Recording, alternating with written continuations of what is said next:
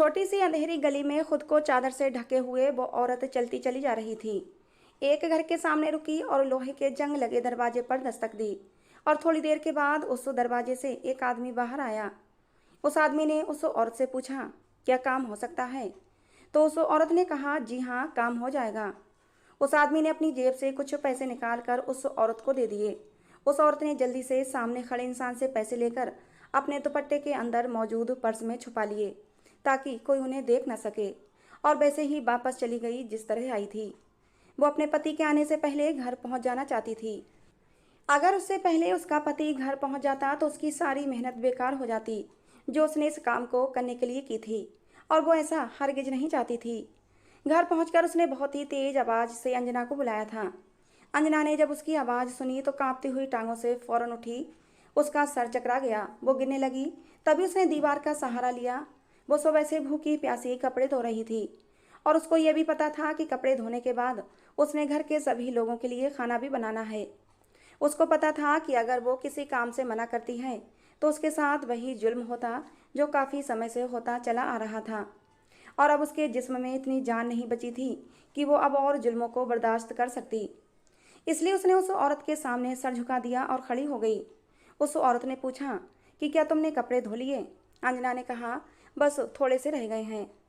उस औरत ने उसको भला बुरा कहना शुरू कर दिया कि कब से इसी काम में लगी हुई हो, घर के दूसरे काम भी करने हैं, वो कब करोगी? खाना भी तैयार करना है। अंजना ने सहमी हुई नज़रों से उस औरत की तरफ देखा। कहने लगी, मैं खाना बनाने ही वाली हूँ, सारा काम समय पर हो जाएगा, आप बिल्कुल भी फिक्र न करें। ये कहकर अंजना जल्दी से किचन में दाखिल हो गई और जल्दी जल्दी खाना बनाने की तैयारी करने लगी। उसे पता था अगर खाना बनाने में लेट हो गई तो घर के बाकी लोग भी उसको बेइज्जत करने में कमी नहीं छोड़ेंगे। काम करते हुए उसकी आंखों में बार बार आंसू आ रहे थे। वो सोचने लगी कि किसी को उसकी फिक्र नहीं, कोई भी उसका पूछने वाला नहीं कि तुमने सुबह से कुछ खाया है या नहीं। उसने एक लंबा सांस लेकर एक ठंडे पानी का गिलास पिया और खुद को काम के लिए तैयार करने लगी। 1 घंटे तक वो खाना तैयार कर चुकी थी। खाना तैयार करने के बाद उसने पूरे घर की सफाई की और तब तक उसके बाप के घर आने का समय भी हो चुका था। थोड़ी देर के बाद दरवाजे पर दस्तक हुई तो वो दरवाज़ा खोलने के लिए गई और उसका बाप घर के अंदर दाखिल हुआ। अंजना ने उन्हें नमस्ते किया। उसके बाप ने उसके नमस्ते का कोई रिप्लाई नहीं दिया और ना ही उसकी तरफ देखना गवारा किया। अपने बाप का ये रवैया उसका दिल चीर देता था। अंजना अपने माँ बाप की इकलौती बेटी थी। उसके बाप ने अंजना की माँ से अपनी पसंद से शादी की थी, लेकिन जब अंजना पैदा हुई तो उसकी माँ की मौत हो गई थी। वो इस दुनिया को छोड़कर चली गई और अंजना को उसकी दादी संभालने लगी। अपने बेटे को वो बार बार कहती कि वो अपनी बेटी को एक नज़र देख तो ले, लेकिन उसके बाप ने उसे देखना गवारा नहीं किया। प्यार करना तो बहुत दूर की बात थी। और फिर उसके बाप ने दूसरी शादी कर ली, क्योंकि सब रिश्तेदारों ने उन पर प्रेशर बनाया था कि दूसरी शादी कर लो। अभी तो उनके सामने पूरी ज़िंदगी पड़ी थी और वो अकेले ज़िंदगी कैसे गुजार सकते थे। उनकी दूसरी पत्नी बहुत ही घमंडी औरत थी। उनकी पत्नी ने भी कभी अंजना की तरफ कोई तवज्जो न दी और न ही कभी उसे प्यार से बुलाया। कुछ समय बाद उसकी सौतेली माँ ने एक बेटे को जन्म दिया और उसका बाप खुशी से झूम उठा था। वो अपनी पत्नी और बेटे का बहुत अच्छे से ख्याल रखने लगा, लेकिन अंजना के वजूद को बिल्कुल भूल गया था कि कोई उसकी बेटी भी इस घर में मौजूद है। अंजना की दादी ने अंजना की देखभाल की और उसे स्कूल में दाखिला करवाया। अंजना को माँ की कमी के साथ साथ बाप की कमी भी महसूस होती थी। जैसे जैसे वो बड़ी हो रही थी, उसे अपने बाप और अपनी सौतेली माँ के सौतेले व्यवहार की समझ आने लगी थी। अंजना की दादी को अक्सर पछतावा होता कि ना वो अपने बेटे की दूसरी शादी करवाती और ना ये सब कुछ होता। उन्होंने तो सोचा था कि बच्ची को माँ का प्यार मिल जाएगा, लेकिन यहाँ तो सब कुछ उल्टा हुआ था। जब तक अंजना की दादी जिंदा रहीं, अंजना की ज़िंदगी आसान रही थी, लेकिन अंजना की दादी के मरने के बाद उसके लिए ज़िंदगी मुश्किल हो गई थी। उसकी सौतेली माँ ने जो सबसे पहला काम किया था वो ये था कि उसे स्कूल से उठा दिया। अभी अंजना ने 10वीं पास ही कर पाई थी। अंजना ने बहुत मिन्नतें की, तब भी उसे आगे पढ़ने की अनुमति नहीं मिली। अंजना ने खामोशी के साथ इस फैसले को स्वीकार कर लिया, क्योंकि उसके पास और कोई दूसरा चारा नहीं था। उसके सौतेले एक भाई और एक बहन थी, लेकिन उनका रवैया भी अंजना के साथ अच्छा ना था। वो भी उसे किसी नौकरानी की तरह काम करवाते और नौकरानी की तरह ही ट्रीट करते थे। अंजना की सौतेली माँ ने सारे काम अंजना के हवाले कर रखे थे। कपड़े धोना, घर की सफाई करना और घर के तीनों समय का खाना बनाना। और अगर किसी वजह से उसे किसी काम में देर हो जाती तो उसकी सौतेली माँ हाथ उठाने से भी बाज नहीं आती थी और उसे इतना मारती थी कि उसके जिस्म पर नीले निशान पड़ जाते थे। लेकिन अंजना की फरियाद सुनने वाला कोई नहीं था जो उस पर हुए जुल्म को रोक सके। उसकी सौतेली माँ का एक भतीजा था और वो जब भी उधर आता तो हवस भरी नज़रों से अंजना की तरफ देखता था और आते जाते घटिया कमेंट भी करता। एक दिन मौका पाकर अंजना की सौतेली माँ का भतीजा उस पर भेड़ियों की तरह टूट पड़ा। अंजना अपने बचाव में हाथ पैर मारने लगी और चीखने चिल्लाने लगी, लेकिन उस वक्त घर में कोई नहीं था। और तभी अचानक अंजना के हाथ में गुलदान आ गया जो उसने उस दरिंदे के सर पर दे मारा। उसके सर से खून बहने लगा और इसी मौके का फ़ायदा उठाकर अंजना कमरे से भाग गई और अपने कमरे में जाकर खुद को बंद कर लिया। जब उसने अपनी सौतेली माँ से शिकायत की तो सौतेली माँ ने उल्टा ये कहा कि तुम ऐसी लड़की हो जो मर्दों पर डोरे डालती हो। ये इल्ज़ाम सुनकर अंजना के पैरों से तो ज़मीन निकल गई। शाम को जब अंजना के पापा घर आए तो अंजना की माँ ने बढ़ा चढ़ाकर अंजना की शिकायत लगा दी कि अंजना ने मेरे भतीजे पर इल्ज़ाम लगाया है कि वो इसको छेड़ता है और उस पर गंदी नज़र रखता है। और आज तो अंजना ने हद ही कर दी, मेरे भतीजे का सर ही फोड़ दिया। अंजना के बाप ने ये सुना तो उल्टा अंजना पर ही गुस्सा करने लगे। यहाँ तक कि अंजना को इतना मारा कि अंजना बेजान होकर ज़मीन पर गिर गई और बेहोश हो गई। जब उसकी आँख खुली तो उसने अपने आप को एक स्टोर रूम में पाया था। पूरा स्टोर रूम घर के पुराने सामान से भरा हुआ था और एक तरफ एक चारपाई बिछी हुई थी जिस पर वो सारा दिन काम करके कुछ घंटों के लिए आराम करती थी। यही अंजना का कमरा था। जब उसे होश आया तो वो छत की तरफ घूर रही थी और अपनी ज़िंदगी के बारे में सोच रही थी कि तमाम परेशानियों ने उसकी ज़िंदगी में ही डेरा डाल रखा था। पता नहीं उसकी ज़िंदगी के बारे में भगवान ने क्या फ़ैसला किया था। अंजना अपनी आने वाली ज़िंदगी के बारे में सोच सोच कर और भी ज़्यादा डर रही थी, क्योंकि अंजना की सौतेली माँ ने कहा था कि जल्द से जल्द इस लड़की को इस घर से चलता करो, क्योंकि ये मेरे बच्चों को बिगाड़ रही है। मैं अब और इसे घर में रखना नहीं चाहती। अंजना जानती थी कि उसकी सौतेली माँ उसके लिए अच्छा रिश्ता नहीं ढूंढेंगी, बल्कि वो तो यही चाहेंगी कि उसके साथ कुछ ऐसा सलूक किया जाए कि वो ज़िंदगी भर दुखी रहे। वो मुझे तड़पाने के लिए, मुझे दुख देने के लिए घटिया से घटिया रिश्ता मेरे लिए तलाश करेंगी। अंजना ने अपनी सौतेली माँ के आगे हाथ जोड़े उनसे कहा कि वो किसी ऐसे इंसान से उसकी शादी ना करे जो उस पर जुल्म करे, क्योंकि अब मेरे शरीर में और जुल्म सहने की ताकत नहीं है। अंजना की बात सुनकर अंजना की सौतेली माँ ने एक जोरदार कहा लगाया था और बोली कि तुम्हारे गंदे करतूतों के चलते तुम्हें ऐसा ही रिश्ता मिलना चाहिए। मैं तुम्हारे साथ कोई नरमी नहीं करूँगी। अंजना भगवान से प्रार्थना करने लगी कि उसकी मदद के लिए कोई तो आ जाए और उन लोगों के जुल्मों सितम से उसे बचा ले। एक दिन अंजना घर का फर्श धो रही थी कि तभी दरवाजे पर दस्तक हुई। अंजना ने दरवाज़ा खोलकर देखा तो कोई फ़कीर बाबा बाहर खड़े हुए थे। उनके बाल बड़े हुए थे और दाढ़ी भी बड़ी हुई थी। गले में अलग अलग रंगों की मालाएं थीं। अंजना सोचने लगी, ये फ़कीर तो जवान है और उसके हाथ पैर भी सलामत हैं। अपना पेट भरने के लिए कोई काम कर सकता है, कोई मेहनत मजदूरी कर सकता है। इस तरह लोगों के घरों में क्यों भीख मांगता है। लेकिन फिर कुछ सोचकर वो फ़कीर को कुछ देने के लिए अंदर की तरफ बढ़ गई और अपनी सौतेली माँ से कहा कि दरवाजे पर कोई फ़कीर आया है, उसको कुछ पैसे दे दें। जब उसकी माँ ने ये सुना तो बड़बड़ाती हुई बाहर की तरफ आई। उस फ़कीर के हाथ में कुछ पैसे रख दिए। अब अंजना की माँ को अंजना की शादी की बहुत जल्दी पड़ी थी। अंजना की माँ ने एक रिश्ते वाली को बुला रखा था। वो अंजना के लिए रिश्ते के बारे में बताती। रिश्ते कराने वाली को अंजना की सौतेली माँ ने बता रखा था कि कैसे रिश्ते तलाश करने हैं। रिश्ते वाली कभी बहुत बूढ़े आदमी का रिश्ता लेकर आती तो कभी किसी तलाकशुदा का तो कभी लंगड़े लूले का रिश्ता लेकर चली आती।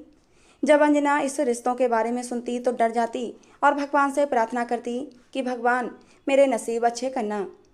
अगले दिन अंजना फिर कामों में व्यस्त थी कि तभी दरवाजे पर दस्तक हुई। अंजना ने देखा वही फ़कीर दरवाजे पर खड़ा हुआ था। अंजना हैरान हो गई कि ये आज फिर से आ गया। लेकिन आज उस फ़कीर ने अंजना को पानी पिलाने के लिए कहा तो अंजना हिचकिचाती हुई उसे पानी पिलाने के लिए किचन में गई और पानी का गिलास ले आई और इंतज़ार करने लगी कि फ़कीर उस पानी का गिलास वापस कर दे। अभी वो दरवाजे में ही खड़ी थी कि उसकी सौतेली माँ बाहर आती हुई दिखाई दी। वो शक भरी नज़रों से अंजना की तरफ देखने लगी। अंजना जल्दी से अंदर चली गई। जब उसकी माँ गिलास लेकर घर में आई तो उसे खूब डांटा और कहने लगी कि तुम कौन होती हो यूँ बाहर किसी को पानी पिलाने वाली। बाहर दरवाजे पर खड़े होकर गैर मर्दों से नैन मटक्का करती हो। मुझे तुम्हारे लक्षण कुछ अच्छे नहीं लगते, तुम्हारा मुझे जल्दी ही इंतजाम करना पड़ेगा। अंजना ने कहा कि वो प्यासा था, मुझसे पानी मांग रहा था, तो मैं उसे कैसे मना कर देती। उसकी सौतेली माँ ने कहा कि अगली बार मैं तुम्हें दरवाजे पर खड़ा न देखूं, वरना मुझसे बुरा कोई नहीं होगा। और ये कहकर वो वापस चली गई। इसी तरह काफ़ी दिन गुजर गए और अंजना के कामों की रूटीन वैसी ही रही। एक दिन उसकी सौतेली माँ ने उसे कहा कि तुम तैयारी कर लो, कुछ दिनों में तुम्हारी शादी है। अपनी सौतेली माँ की ये बात सुनकर अंजना डर गई। उसके दिमाग में पहला ख्याल यही आया था कि जरूर उसके लिए बहुत ही घटिया रिश्ता उसकी माँ ने तलाश किया होगा, किसी बूढ़े आदमी का या फिर किसी लंगड़े लूले आदमी का। अंजना अपनी माँ के सामने हाथ जोड़कर बैठ गई और बोली, माँ मेरे ऊपर ये जुल्म ना करें, आप जैसा कहेंगी मैं वैसा ही करूँगी, आपके सारे काम करूँगी, आप जैसा कहेंगी वैसा ही करूँगी, कोई शिकायत का मौका नहीं दूंगी। लेकिन उसकी सौतेली माँ ने कहा, अब फैसला हो चुका है, रविवार को तुम्हारा विवाह है, तुम तैयार रहना। अंजना आंसू बहाती हुई चुप हो गई और सोचने लगी, क्या मैं अपने बाप से इस बारे में बात करूं? लेकिन वो अपने आप में इतनी हिम्मत पैदा नहीं कर पा रही थी कि ये बात अपने बाप से कहे। रात को जब उसका बाप घर आया तो उसने हिम्मत करते हुए उनसे बात करने का फैसला किया और उनके कमरे में चली गई। उसकी सौतेली माँ उस समय कमरे में नहीं थी और उसे ये मौका एकदम सही लगा। उसने डरते हुए अपने बाप से कहा कि मम्मी मेरी शादी करवा रही हैं, आप इस शादी को रुकवा दें, मैं आपको बिल्कुल भी तंग नहीं करूँगी, ना ही कोई शिकायत का मौका दूंगी। उसके बाप ने हाथ उठाकर उसे बात करने से मना कर दिया और कहा कि तुम्हारी माँ जो भी कर रही है ठीक कर रही है, शादी के लिए खुद को तैयार कर लो और इस घर से विदा हो जाओ। जब अंजना ने अपने बाप की बात सुनी तो खामोशी से कमरे से बाहर आ गई और अपने आप को भगवान के हवाले कर दिया कि जो कुछ होगा भगवान मेरे हित में करेंगे। रविवार का दिन आ गया। अंजना की सौतेली माँ ने अंजना को कुछ कपड़े दिए और कहा, इन्हें पहनकर तैयार हो जाओ। अंजना को कुछ समझ नहीं आ रहा था कि वो कपड़े पहने या ना पहने, लेकिन जब उसकी सौतेली माँ ने अंजना को बालों से कसकर पकड़कर उठाया तो वो दर्द से बिलबिला उठी थी। उसकी माँ ने उसे धमकी दी कि चुपचाप कपड़े पहनकर तैयार हो जाओ, वरना मुझसे बुरा कोई नहीं होगा। अंजना चुपचाप आंसू बहाती हुई कपड़े पहनकर तैयार हो गई। थोड़ी देर में पंडित जी भी आ गए और फिर अंजना की शादी हो गई। शादी होने के थोड़ी देर बाद उसकी माँ उसके पास आई और कहा कि अब तुम्हारी विदाई का समय आ गया है। अंजना खामोशी से उनके साथ चल दी। विदाई के समय अंजना की माँ ने अंजना को एक थैली दे दी जिसमें अंजना के कुछ पुराने कपड़े थे। इस थैली के अलावा अंजना इस घर से कुछ भी लेकर नहीं जा रही थी। इस तरह अंजना विदा होकर घर से निकल आई। अंजना ने देखा कि वो जिन लोगों के साथ विदा होकर जा रही थी उस गाड़ी में सिर्फ 4 मर्द थे, औरत कोई नहीं थी।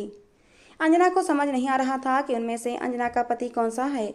थोड़ी दूर जाने के बाद 3 आदमी गाड़ी से उतर गए, सिर्फ एक आदमी गाड़ी में बचा। उस आदमी ने अंजना से कहा कि इस गाड़ी से उतरकर रिक्शे पर सवार हो जाओ। अंजना उस रिक्शे पर सवार हो गई और फिर उसी रिक्शे पर वो चौथा आदमी भी बैठ गया। जब अंजना ने उसे गौर से देखा तो अंजना की जान निकल गई, क्योंकि ये तो वही फकीर था जो अंजना के घर आता था। आज उसने फकीरों वाले कपड़े नहीं पहने थे, फकीरों वाला हुलिया नहीं था, लेकिन उसके बाल और दाढ़ी वैसे ही बड़े हुए थे। अंजना उस आदमी को देखकर हैरान हो गई। सोचने लगी, तो मेरी माँ ने इस फकीर को मेरे लिए पसंद किया है, यानी मेरी शादी एक फ़कीर के साथ कर दी है। इससे बड़ा मेरे ऊपर क्या जुल्म होगा कि मेरी माँ ने एक फ़कीर से मेरी शादी कर दी। ये सोचकर ही अंजना की आंखों में आंसू आ गए। कुछ दूर चलने के बाद रिक्शा एक गली के सामने रुक गया। उस आदमी ने अंजना को नीचे उतरने का इशारा किया और खुद भी नीचे उतर गया। थोड़ी दूर चलने के बाद वो एक लोहे के जंग लगे दरवाजे के सामने रुक गए और दरवाजे पर लगा ताला वो आदमी खोलने लगा। दरवाजे पर ताला खोलने पर उस आदमी ने उसे अंदर दाखिल होने के लिए कहा तो अंजना घर के अंदर दाखिल हो गई। घर में बिल्कुल अंधेरा छाया हुआ था। अंजना एक तरफ को खड़ी हो गई। उसने घर के अंदर दाखिल होकर एक नज़र पूरे घर पर डाली। एक छोटा सा घर था, सामने 2 कमरे, एक छोटा सा आंगन और एक छोटा सा किचन था। आंगन में बाथरूम बना हुआ था। घर छोटा जरूर था लेकिन साफ सुथरा था। देखने में ये कहीं से भी फकीर का घर नहीं लग रहा था। उस आदमी ने कमरे का दरवाज़ा खोल दिया। कमरे में एक बेड, कपड़ों वाली अलमारी और एक सोफ़ा पड़ा हुआ था। उसने अंजना से कहा कि बैठ जाओ। इतना कहकर वो आदमी बाहर चला गया। कुछ देर के बाद वो वापस आया तो उसके हाथ में खाने की चीज़ें थीं। उसने वो खाना अंजना की तरफ बढ़ा दिया और कहा, खाना खा लो। लेकिन अंजना ने नामे सिर हिला दिया, कहने लगी, मुझे भूख नहीं। उसने अंजना से कहा, मेहरबानी करके खाना खा लो, जो कुछ हो चुका है उसे स्वीकार कर लो। यहाँ पर आपको किसी भी तरह की कोई परेशानी नहीं होगी। उसके बोलने के अंदाज से बिल्कुल भी नहीं लग रहा था कि वो कोई फ़कीर है, बल्कि वो तो बहुत ही सुलझा हुआ और पढ़ा लिखा इंसान लग रहा था। उस आदमी ने अपना नाम नैतिक बताया, लेकिन अंजना कुछ नहीं बोली। वो चुपचाप आंसू बहाती रही। थोड़ी देर तक वो इंतज़ार करता रहा कि अंजना कुछ खाना खा ले, लेकिन जब अंजना ने हाथ नहीं बढ़ाया तो नैतिक उसे खुद अपने हाथों से खाना खिलाने लगा। अंजना ने न जाने क्या सोचकर अपना मुंह खोल दिया। छोटे छोटे बाइट बनाकर नैतिक उसके मुंह में खाना देने लगा। अंजना रोती जाती थी और खाना खाती जाती थी। खाना खाने के बाद नैतिक ने कहा कि तुम इसी कमरे में आराम से सो जाओ, मैं दूसरे कमरे में सो जाता हूँ। ये कहकर नैतिक कमरे से चला गया था। अंजना भी दिन भर की थकी हारी थी। थोड़ी ही देर में उसे भी नींद आ गई और अगले दिन सुबह सवेरे नैतिक घर से निकल गया। अंजना से कहा कि घर का दरवाज़ा अच्छे से बंद कर लो, मैं शाम तक लौट आऊँगा। पति के जाने के बाद अंजना ने घर की थोड़ी बहुत सफाई की और किचन में देखा तो खाने पीने की तमाम चीज़ें मौजूद थीं। अंजना ने खाना तैयार किया और नैतिक का इंतज़ार करने लगी। शाम को जब वो वापस आया तो उसके हाथ में कुछ शॉपिंग बैग्स थे। उसने वो बैग्स अंजना को दिए और बोला, इन्हें खोल कर देखो। उन बैग्स में लड़कियों के कपड़े, जूते, मेकअप का सामान था। नैतिक ने कहा कि मैं ये सब तुम्हारे लिए लाया हूँ। अंजना हैरान हो रही थी कि फ़कीर होकर उसके पास इतने पैसे कहाँ से आए। अभी अंजना उससे इतनी बेतकल्लुफ़ नहीं हुई थी कि उससे कोई सवाल करती। उसने अंजना से कहा कि मैं आपके साथ कोई ज़ोर ज़बरदस्ती नहीं करूँगा, आपको पूरा समय दूंगा कि आप इस रिश्ते को पहले स्वीकार कर लें, तभी हम आपस में अपनी शादीशुदा ज़िंदगी की शुरुआत करेंगे। इससे पहले मैं तुम्हें टच भी नहीं करूँगा। अंजना को नैतिक की ये बात बहुत अच्छी लगी थी, क्योंकि अंजना दिमागी तौर पर इस रिश्ते के लिए तैयार नहीं थी। धीरे धीरे काफ़ी दिन गुजर गए। अंजना को अपनी सगी माँ की बहुत याद आती थी और अपनी दादी को भी वो बहुत याद करती थी। वो सोचती, अगर मेरी दादी या फिर मेरी माँ जिंदा होती तो मेरे साथ ये सब कुछ नहीं होता। मेरे बाप ने तो मुझे विदा करते हुए मेरे सिर पर प्यार से हाथ भी नहीं रखा, आशीर्वाद देना तो दूर की बात थी। अंजना को अपने बाप का ये रवैया बर्दाश्त नहीं हो रहा था। कभी कभी अंजना जब बहुत ज़्यादा दुखी होती तो दहाड़े मार मार कर रोती। एक दिन अंजना की सौतेली माँ अंजना की सुनगुन लेने के लिए अंजना के घर के सामने से गुजरी और जब उसने अंजना के रोने की आवाज़ सुनी तो बहुत खुश हो गई थी। लेकिन एक दिन उनके मोहल्ले की कुछ औरतें उनके घर गईं और उससे कहने लगीं कि तुमने अपनी सौतेली बेटी की शादी करवाकर बहुत अच्छा किया है। भला कोई अपनी सौतेली बेटी के साथ इतना सब कुछ कैसे कर सकता है। तुमने सौतेली माँ होकर दिखा दिया कि तुम सगी माँ से कहीं बढ़कर हो। तुमने अपनी सौतेली बेटी की ज़िंदगी स्वर्ग बना दी। अंजना की सौतेली माँ उन औरतों की बातें सुनकर हैरान रह गई। वो अपने मन में सोचने लगी कि मैंने तो उसकी शादी एक फ़कीर से करवाई थी, फिर भला वो अपने घर में खुश कैसे रह सकती है। और फिर मैंने उसके रोने की आवाज़ भी खुद अपने कानों से सुनी है, फिर ये औरतें ये सब क्यों कह रही हैं। अंजना की सौतेली माँ को शक हुआ और वो सच जानने के लिए अंजना के घर पहुँच गई। लेकिन सामने का मंजर देखकर अंजना की सौतेली माँ हक्का बक्का रह गई, क्योंकि अंजना का पति नैतिक साफ सुथरे कपड़े पहने हुए सामने ही बैठा हुआ था। उसकी बड़ी हुई शेव और बड़े हुए बाल भी अब अपनी सही शेप में आ चुके थे। नैतिक एक पढ़ा लिखा और बहुत ही हैंडसम लड़का था। दोनों साथ बैठे खाना खा रहे थे। ये मंजर देखकर अंजना की सौतेली माँ को गुस्सा आने लगा कि मैंने इसे खुश देखने के लिए इस फ़कीर से इसकी शादी नहीं की थी। मैं तो हमेशा उसे दुखी देखना चाहती थी। बाहर का दरवाज़ा पुराना ज़रूर था, लेकिन अंदर का मकान काफ़ी साफ़ सुथरा और ज़रूरतों की सामान से भरा पड़ा था। जब नैतिक ने अंजना की सौतेली माँ को देखा तो वो उसे घर के अंदर ले आया और उन्हें बैठने के लिए कहा। लेकिन अंजना की सौतेली माँ गुस्से में थी। उसने कहा कि तुमने मुझे धोखा दिया है। तुमने फ़कीर बनकर मुझसे अंजना का हाथ मांगा और मैंने तुम्हें फ़कीर समझकर ही अंजना का हाथ तुम्हें दिया था। जब तुम गरीब और फ़कीर नहीं थे तो फिर तुमने अपना हुलिया फ़कीरों वाला क्यों बनाया हुआ था। नैतिक ने कहा कि ये सही बात है कि एक मैं फ़कीर के हुलिये में था और उसी हुलिये में आपसे अंजना का हाथ मांगा था, लेकिन अभी मैं अपनी असली हालत में आ गया हूँ और आपको आपके हिस्से के पैसे मिल गए हैं, तो अब आप ये सवाल क्यों कर रही हैं। अब तुम्हारा कोई अधिकार नहीं मुझसे ये पूछने का कि मैं फ़कीर हूँ या कौन हूँ, क्योंकि तुम अपने हिस्से के पैसे ले चुकी हो। क्योंकि तुमने तो सिर्फ 10,000 में ही अंजना को मुझे बेच दिया था, लेकिन मैं अंजना के साथ शादी करके उसे इज्जत के साथ अपने घर ले आया हूँ और अब अंजना मेरी पत्नी है। अंजना की सौतेली माँ हक्का बक्का सी खड़ी थी। और नैतिक का मुंह देख रही थी। वो हैरानी से बोली, आखिर तुम कौन हो? क्योंकि तुम्हारे हुलिये से ऐसा बिल्कुल नहीं लगता कि तुम फ़कीर हो।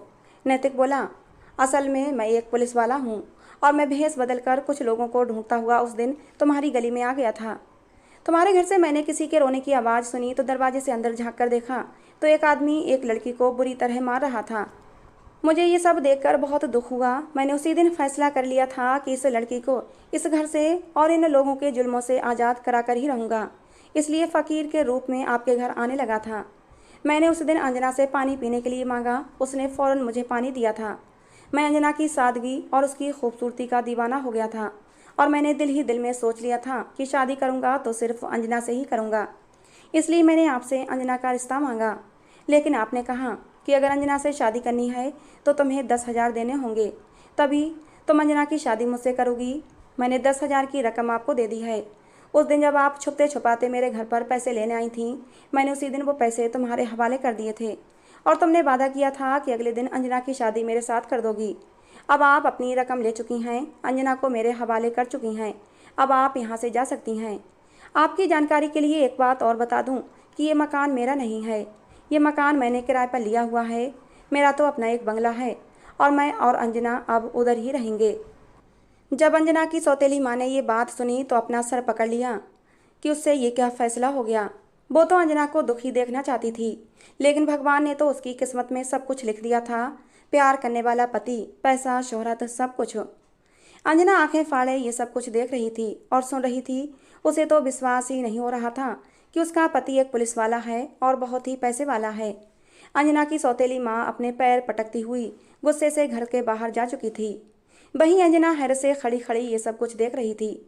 उसका सर चकरा गया और वो बेहोश हो गई। इससे पहले वो नीचे गिरती कि नैतिक भागता हुआ उसके पास पहुंचा और उसे अपनी बाहों में समेट लिया। उसे बेड पर लिटाया और उसके ऊपर पानी के छींटे मारने लगा। थोड़ी देर बाद अंजना को होश आ गया। नैतिक ने उसकी तरफ देखा तो वो एक तरफ मुंह करके रो रही थी। नैतिक ने उसे कहा कि तुम क्यों रो रही हो?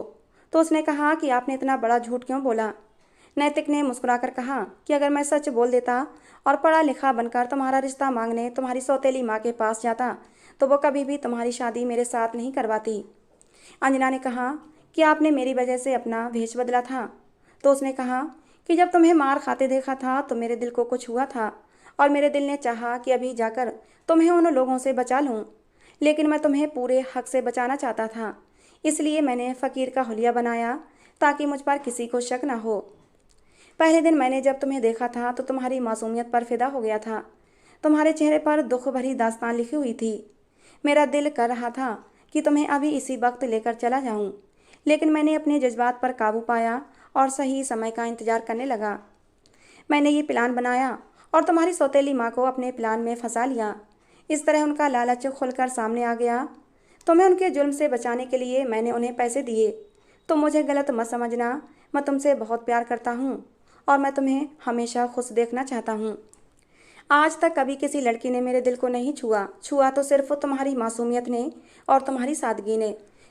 मैं तुमसे मोहब्बत कर बैठा हूँ अंजना। तुमसे दूर रहकर अब जीने के बारे में सोच भी नहीं सकता। अंजना, अब फैसला तुम्हारे हाथ में है। तुम चाहो तो मुझे अपना लो, अगर ना चाहो तो ना अपनाओ। तुम्हारे ऊपर कोई जोर जबरदस्ती नहीं है। हाँ, मैं गलत था कि मैंने तुमसे झूठ बोलकर तुमसे शादी की, लेकिन ये मेरी मजबूरी थी। अंजना नैतिक की बात सुनकर रोते रोते हंस पड़ी और उठकर बैठ गई और नैतिक के गले से लग गई। आज उसे सब कुछ अच्छा लग रहा था। अंजना का नैतिक के गले से लगना था कि नैतिक भी खुद पर काबू नहीं कर पाया और उसने अंजना को कसकर अपनी बाहों में भर लिया। आज दो प्यार करने वालों का मिलन हुआ था, जहाँ न कोई बंदिश थी न कोई जुल्म करने वाला था, क्योंकि अंजना को एक रक्षक के रूप में उसका जीवन साथी मिल गया था, जो जीवन भर उसकी रक्षा करने वाला था। अंजना ने भी अपनी बाहों के घेरे नैतिक पर तंग कर दिए और दोनों एक दूसरे में खो गए। अंजना ने भगवान को धन्यवाद दिया कि उसने उसकी ज़िंदगी में इतना अच्छा और प्यार करने वाला जीवन साथी भेजा था। अब उसे किसी से कोई शिकायत नहीं थी। दोस्तों, ये कहानी आपको कैसी लगी कमेंट बॉक्स में ज़रूर बताना। पसंद आई हो तो प्लीज़ लाइक करना। ऐसी और कहानियों के लिए हमारे चैनल को सब्सक्राइब करना। कहानी को अंत तक सुनने के लिए आप लोगों का बहुत बहुत धन्यवाद।